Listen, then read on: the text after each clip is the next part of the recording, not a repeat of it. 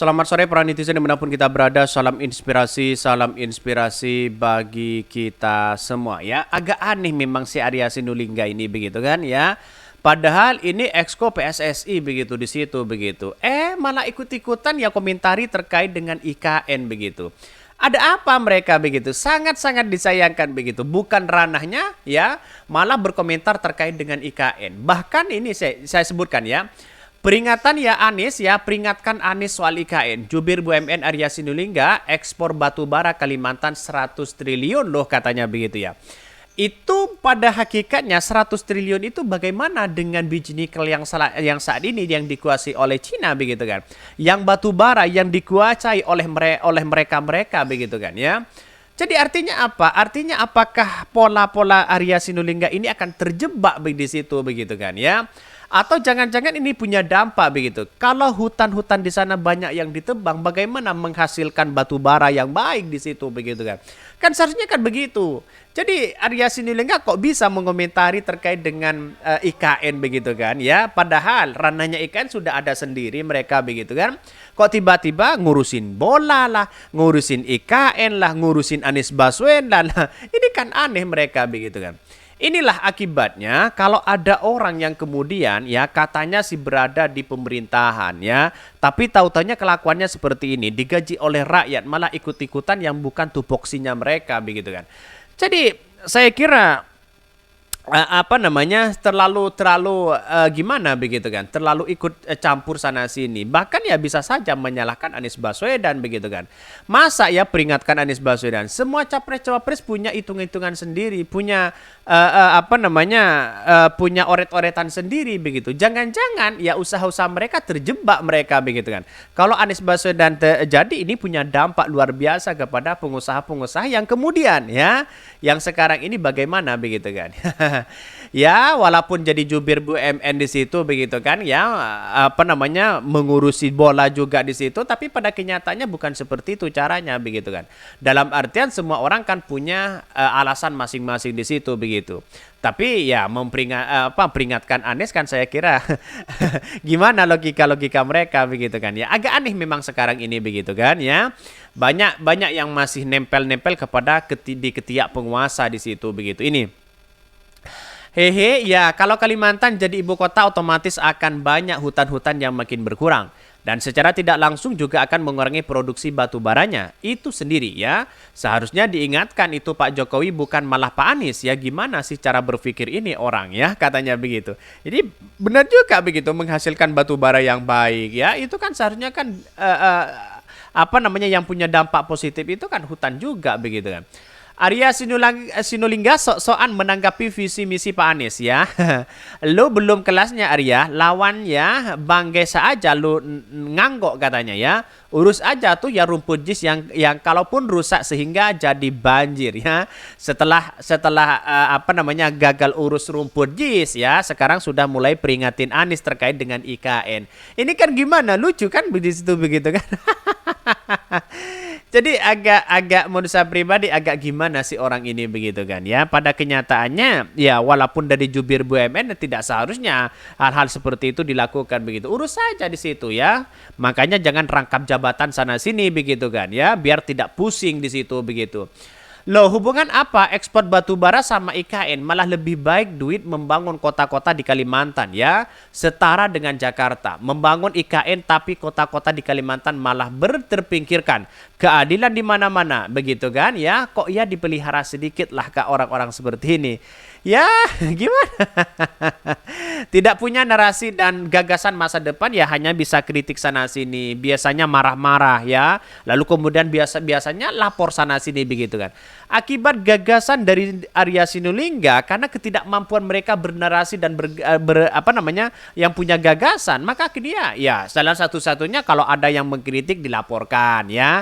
Kalau ada orang yang kemudian dilaporkan malah laporkan balik ya. Seperti itulah cara-cara mereka karena dia tidak punya narasi-narasi yang kemudian ya bagaimana konsep masa depan di Indonesia begitu kan.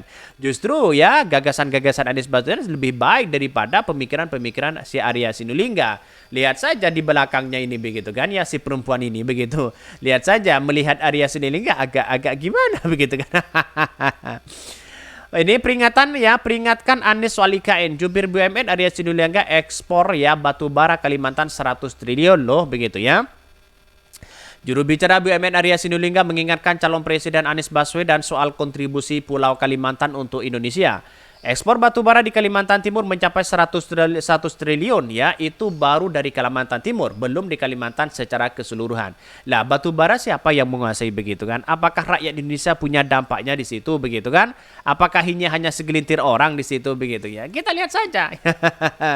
Juga ya di satu sisi ya mending ya urus rumput saja gagal, masa urus batubara kok begitu kan ya? Menurut dia, sudah waktunya membalas apa yang sudah diberikan Kalimantan untuk Indonesia. Kontribusi Kalimantan untuk Indonesia sudah sangatlah besar. Kalau cuma 6.000 triliun untuk membangun ibu kota baru, ini kan itu kecil dibanding kontribusi Kalimantan katanya. Ini kan soal membangun di situ begitu. Ini soal uang rakyat di situ begitu kan. Apakah kalau daerah memberikan kontribusi besar seperti Papua, bagaimana Freeport begitu, kenapa tidak dipindah ke sana aja mereka begitu? Jadi logika Arya Sinulinga ini gimana begitu kan? Katanya Kalimantan memberikan 100 triliun di situ begitu kan ya, dampaknya kepada negara. Lantas bagaimana dengan Papua di situ begitu kan?